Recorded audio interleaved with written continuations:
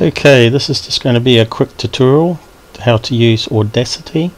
It's free open source audio software that the professionals use and also home users.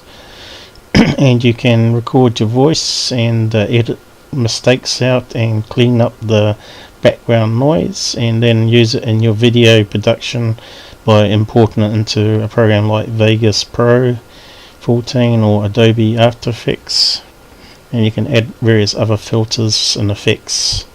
So first of all, we want to record the background noise, and so we don't say anything while we hit the record button.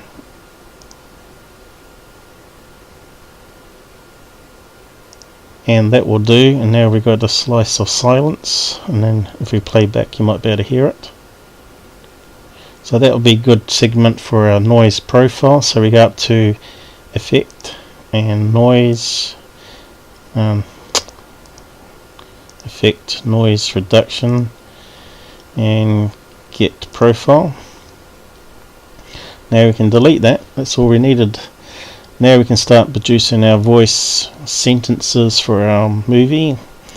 So this is the first sentence, and I will stuff up. Hello. So as you can see, it recorded the sound wave. It looks like it might be too loud. You might want to tweak the mic input down a bit, 90%. So let's try again.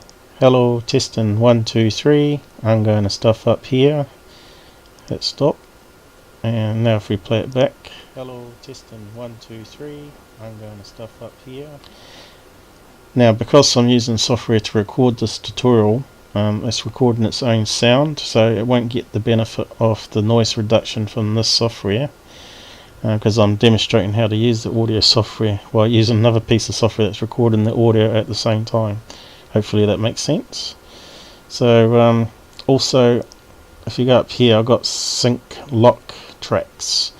This will come in handy when you want to delete many of these audio tracks, and they're all layered, and I'll just show you that now.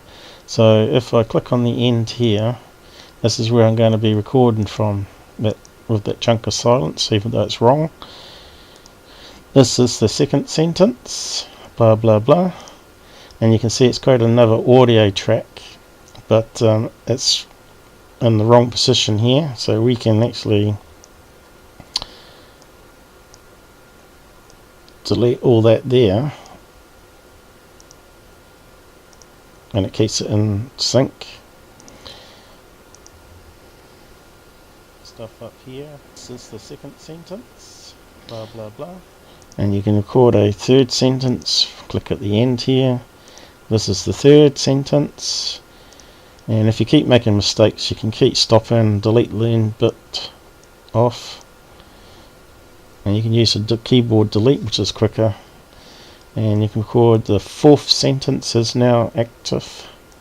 And you can see it's layered the audio one after another. And now if you play it all back, it just joins it all together. Testing 1 2 3. I'm going to stuff up here. This is the second sentence. Blah blah blah. This is the third sentence. The fourth sentence is now active. Now to get rid of the background noise that we stored sample off, we just simply hit Control Alt A, letter A on the keyboard, and then go Effect and then Noise Reduction, and this time down the bottom here you say OK. Noise percentage can be anywhere between 4 and whatever you choose, but between 4 and 13 or 15 seems to work for me, depending on how noisy your computer fan is. And so we just simply hit OK, and you can see the peaks reduced a wee bit, and where it's noisy it's gone to a thin line, so you can tell how much noise has been reduced by the size of that thin line there. And now if we play it, you probably won't hear the difference, but it'll be a major improvement. Hello, testing 1 2 3.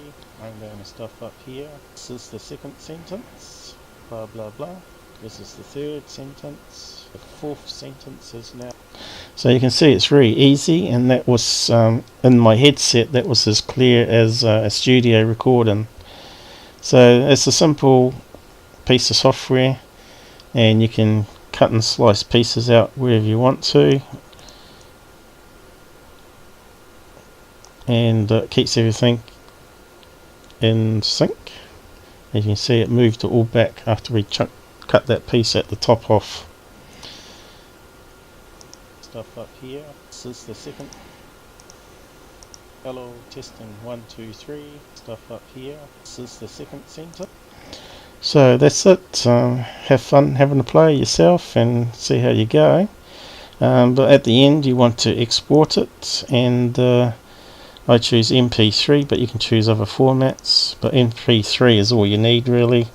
And I choose preset and 170 to 210 kilobits, and just give it a name and a location to save. And you can put metadata in here if you want to, but I just simply hit OK. And now that's saved to my DAT folder. There it is, and here is the capture software that we're recording with on the screen at the moment. So I hope you enjoyed that, and see you again soon.